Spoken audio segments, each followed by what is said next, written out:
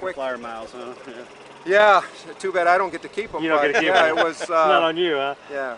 What's been in your involvement in football in the past? You know, are you around a lot? Do you come to practice? Do you know how do you deal with it as an athletic director? You know, I spend a good deal of time. You know, I walk through practice. I can't. You know, I don't sit there for a whole practice. Okay. I usually don't have that kind of opportunity. I mean, it's Cincinnati. I can look out my window and see the field. Oh, I mean, okay. I'm basically. That's helpful. So I can watch practice without even leaving my office. But no, I'm around. Just as I told the kids, it's not just about practice. They'll see me in the training room. Hopefully not because I'm the one being attended to. They will see me in the strength conditioning. You know, I'll see them working out. I just told them they have an open invitation to come to my office anytime. I have an open door even with the student athletes. So I want to get to know these kids, not just with football. You know, we have 500 other student athletes. But no, I get engaged, but not to the point where I'm at practice every day or they're asking me to call plays for them. You've had just a couple conversations with Ron Zook at this point? It's my second conversation with Ron. Actually, first time I've met Ron. We were on the phone the other day.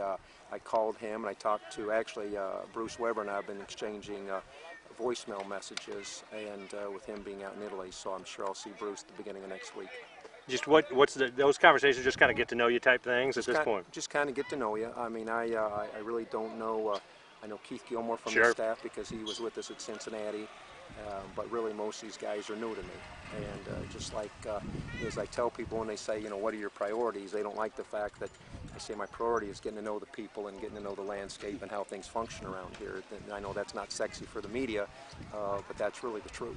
Were you waiting for the Big Ten to go to divisional play and, you know, have the championship game, that kind of thing, before you decided to come aboard? Yeah, I've kind of been, you know, waiting for that. I said, you know, I've been asked several times to come this way, and I said, no, wait till we do this Leaders versus Legends thing, and then I'll jump on board. Anybody ask you for a new name yet? Because they were talking about that. It's been bannered about the changing the names. Nobody loved those. I haven't heard that, but I notice in the columns that are written in the local paper, they're asking the student athletes if they'd have a different name, I think, for those for that division. And I really haven't paid much attention to what their comments have been, though I think none of them have said stick with what we have. What were you talking about out there with Zook?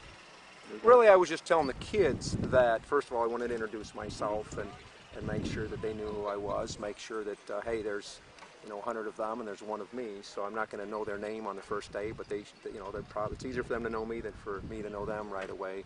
But I think really that I believe in them and to just continue to do things the right way, continue to go hard, and believe in your coaches and believe in your staff, and also the fact that, hey, you're not getting a lot of positive play nationally right now.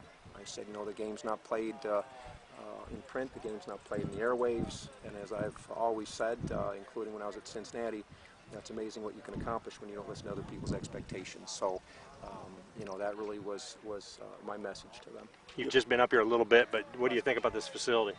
It's great. I think the opportunity to get your kids away and kind of not really thinking about anything else but football, those distractions. We had a similar situation at Cincinnati. It was in Indiana, actually.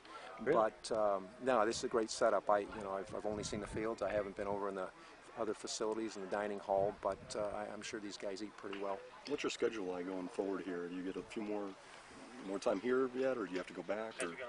I go back to Cincinnati in the morning.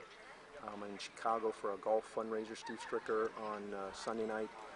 I'm back in the office here in Champaign on Monday. We've got an athletic board meeting on Tuesday. Then I'm driving back to Cincinnati Wednesday morning. Then I'm coming back here for good, a few days later that weekend. Does your family do if I finish my wife's to-do list. Yeah.